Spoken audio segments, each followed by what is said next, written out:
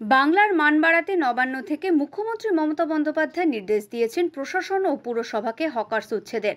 মুখ্যমন্ত্রীর নির্দেশে 24 ঘন্টার মধ্যে রাজ্য জুড়ে শুরু হয়েছে হকার্স উচ্ছেদ অভিযান।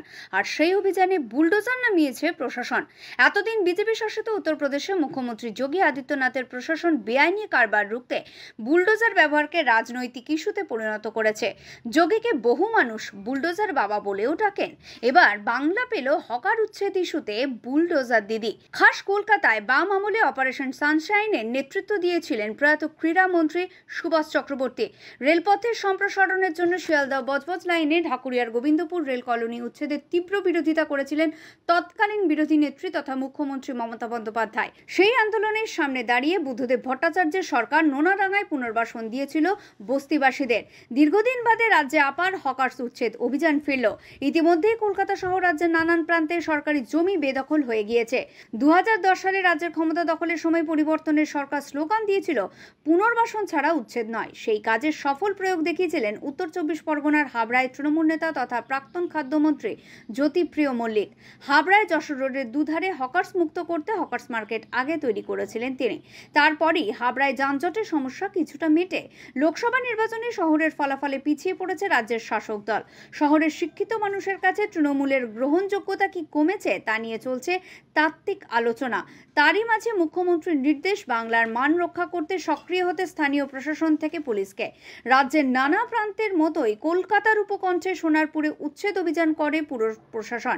রাস্তা দখল করে ব্যবসা করা দোকানিদের দাবি তাদের রুটি রুজি চালিয়ে যাওয়ার বিকল্প ব্যবস্থা করে দিক সরকার।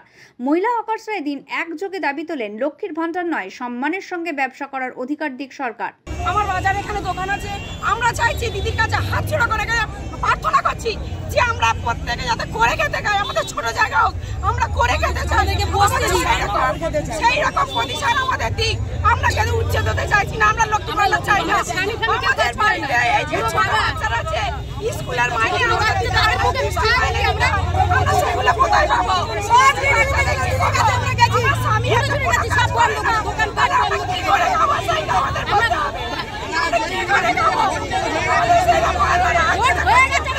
সোনারপুরে আমরা ফুলের ব্যবসা করে খেতে যাই, আমার কোনো সাহায্য দরকার নেই। আমার দিদি বসার জায়গাটা কেন তুলে দিচ্ছে আজকে লাভি বেড়েছে? দরকার নেই, আমাদের কিচ্ছু দরকার নেই, আমাদের খেতে খাবো। দিদি আমাদের ছোট ছোট বাচ্চা আছে বাড়িতে, কি করে খাবো? আমি না করতে পারি না, আমরা কি করে খাবো? তার জন্য তো দিদিকে ভোট দিয়েছিলাম। আর দিদি কেন আমাদের পাশে লাঠি মারবে? সেখানে মিটিং মিছিল আমার বাড়ি 7 জন ম্যাডাম, ছেলে ছোট ছোট ছেলে আমার এই ব্যবসা করে সবকিছু চলে। জায়গা আমার জায়গায় আমি ব্যবসা করি, সেইটা কিন্তু আমি চাই না। মুখ্যমন্ত্রীর নির্দেশের পর প্রশাসন বুলডোজার নিয়ে রাজপথ দাপিয়ে বেড়াতে শুরু করেছে। রাজ্যের বিরোধী দলনেতা উচ্ছেদ হওয়া হকার্সদের পুনর্বাসনের দাবিতে সোচ্চার হয়েছেন। তার মাঝেই মুখ্যমন্ত্রী উচ্ছেদ অভিযান নিয়ে রিভিউ মিটিং করে আরও 3 মাস সময় নিয়েছেন বিকল্প পথের সন্ধানের জন্য। Bureau report, digital news Bangla.